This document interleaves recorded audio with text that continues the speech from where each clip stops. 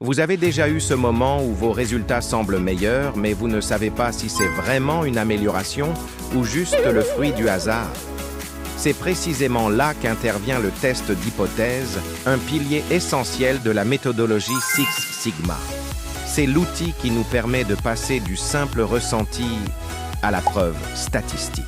Dans cette vidéo, on va découvrir ensemble la différence fondamentale entre les tests bilatéraux et unilatéraux, le déroulement complet d'un test d'hypothèse, et enfin, comment tout ça se lit et s'interprète dans Minitab. Allez, c'est parti!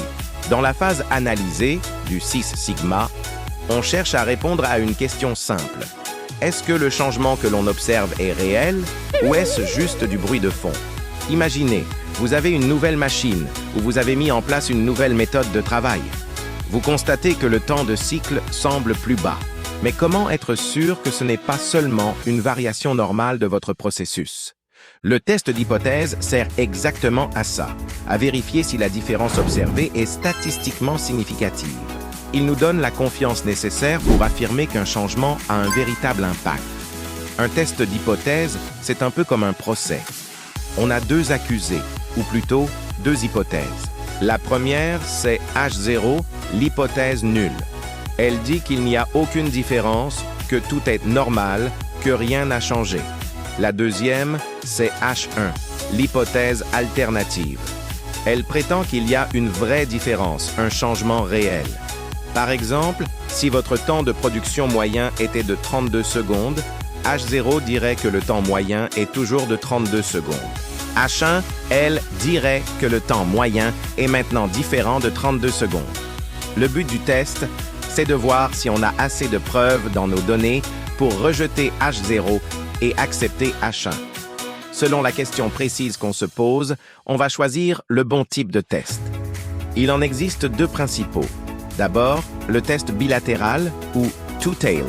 On l'utilise quand on cherche à savoir si la moyenne est différente d'une valeur cible, que ce soit en plus ou en moins. Par exemple, on veut savoir si la densité d'un liquide a changé. Peu importe qu'elle ait augmenté ou diminué, on veut juste savoir si elle n'est plus la même. On note ça H1. La moyenne est différente de la valeur de départ.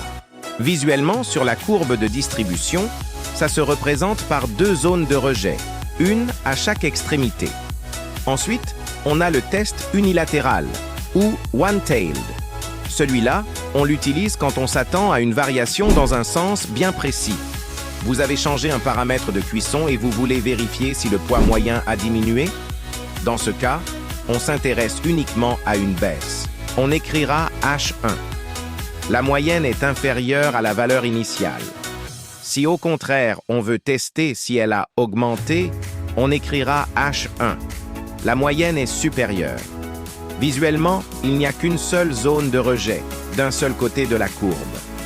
Le choix est crucial, car il dépend directement de l'objectif de votre analyse. Maintenant, voyons le déroulement complet d'un test d'hypothèse, étape par étape. C'est la méthode que j'utilise systématiquement dans mes analyses Six Sigma. Étape 1.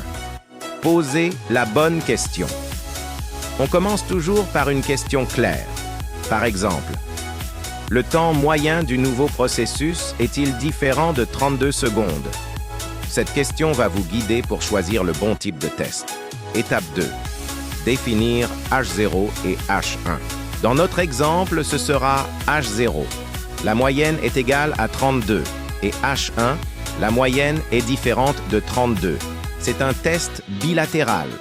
Étape 3. Choisir le niveau de risque alpha. Allons voir comment ça se passe dans Minitab. On va dans le menu Stat, puis Statistiques de base. Et on choisit Test T à 2 échantillons. On sélectionne nos deux colonnes de données, par exemple avant et après. Si les variances sont proches, on peut cocher la case « Présumer l'égalité des variances ». On valide, et Minitab nous sort les résultats. Vous verrez des lignes comme « Différence »,« T-value » et surtout « P-value ». Imaginons qu'on obtienne une P-value de 0,007.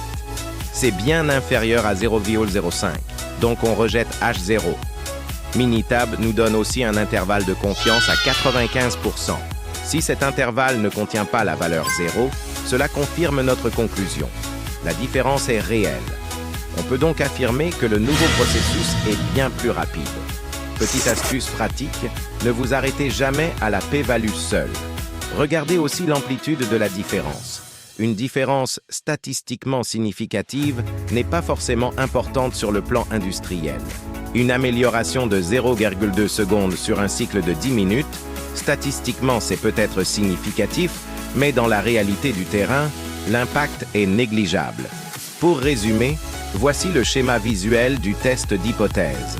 On part d'une question, on définit nos hypothèses H0 et H1, on fixe notre risque alpha, on choisit le bon test, on analyse la p-value, on prend une décision et on passe à l'action.